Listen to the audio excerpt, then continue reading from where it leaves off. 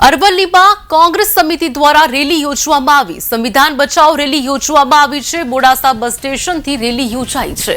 જય ભીમ જય સંવિધાનના નારા સાથે રેલી યોજાઈ હતી। મોટી સંખ્યામાં કોંગ્રેસના નેતાઓ તેમાં જોડાયા હતા। સમગ્ર દેશની અંદર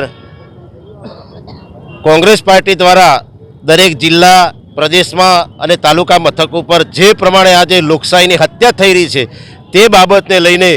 અને સંવિધાન જ્યારે આ ભારતીય જનતા પાર્ટીના શાસકોની અંદર જ્યારે ખતરામાં મુકાઈ ગયો હોય એ પરિસ્થિતિનું જ્યારે દેશની અંદર નિર્માણ થયું છે ત્યારે ગુજરાત પ્રદેશ કોંગ્રેસના આદેશ અનુસાર આજરોજ અમે અરવલ્લી જિલ્લા કોંગ્રેસ દ્વારા મોડાસા ખાતે બજારની અંદર જે સંવિધાન બચાવો દેશ બચાવો જય બાપુ જય ભીમ જય સંવિધાનના નારા સાથે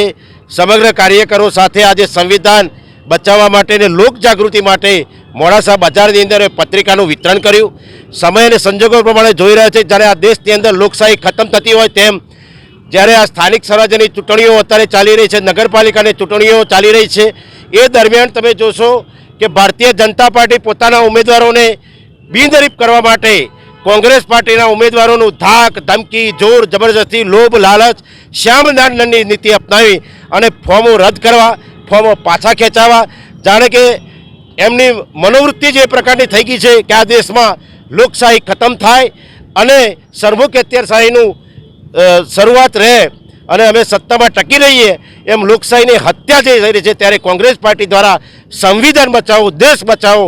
ના નારા સાથે લોક જાગૃતિના કાર્યક્રમના ભાગરૂપે સમગ્ર કોંગ્રેસ પાર્ટીના અમારા આગેવાનો સાથે આજે લોક જાગૃતિના કાર્યક્રમના અર્થે પત્રિકાઓનું વિતરણ કરી અને આ રેલી સ્વરૂપે કાર્યક્રમ મોડાસા ખાતે યોજેલ છે।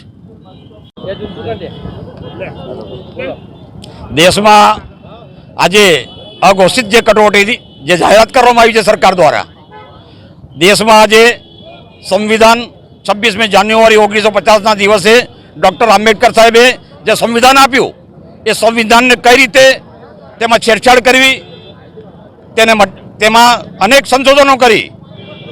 જે દલિત સમાજને, આદિવાસી સમાજને અને પછાત અને કચરાયેલા વર્ગોને જે રીતે એમાં અધિકારો આપવામાં આવ્યા છે, વિશેષ અધિકારો પર હનન કરવું અને કોઈપણ સંજોગોમાં આ દેશમાં જે મોંઘવારીએ માજા મૂકી છે, જે બેરોજગારી સંપૂર્ણ ઘટી ગઈ છે, આ દેશમાં આજે આર્થિક કટોકટી સર્જાઈ છે અને નગરપાલિકા અને તાલુકા પંચાયતોની જે ચૂંટણીઓ આવી રહી છે એ ચૂંટણીઓમાં ભારતીય જનતા પાર્ટી સમગ્ર ગુજરાતના લોકોનું ધ્યાનને હટાવવા માટે જે રીતે અલગ અલગ કાયદાઓ પ્રસ્તાવિત કરવા માટેના જે પ્રયત્નો કરી રહી છે, જેવી રીતે સમાન સિવિલ કોડ હોય કે અન્ય બાબતો હોય, વકફ બોર્ડ હોય કે દલિત સમાજને રિઝર્વેશન આપવું હોય, આદિવાસી સમાજનું રિઝર્વેશન ખતમ કરવું હોય, આવા અનેક મુદ્દાઓ પર પોતે છેડછાડ કરીને સમગ્ર ગુજરાતમાં જે પછાત, વંચિત અને કચરાયેલા લોકોને જે ન્યાય મળવો જોઈએ એ ન્યાય ન મળવાના કારણે આજે પ્રદેશ કોંગ્રેસ સમિતિ દ્વારા, અરવલ્લી જિલ્લા કોંગ્રેસ સમિતિ દ્વારા આજે મોડાસામાં એક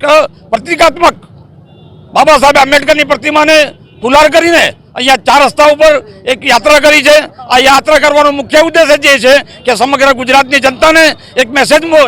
મળે કે આ દેશમાં જે ભારતીય જનતા પાર્ટી જે રીતે સંવિધાન સાથે છેડછાડ કરે છે તેની સામે પ્રચલિત અવાજ ઉભો કરવા માટે આજે અમે અહીંયા યાત્રા અને રેલીનું આયોજન કર્યું છે।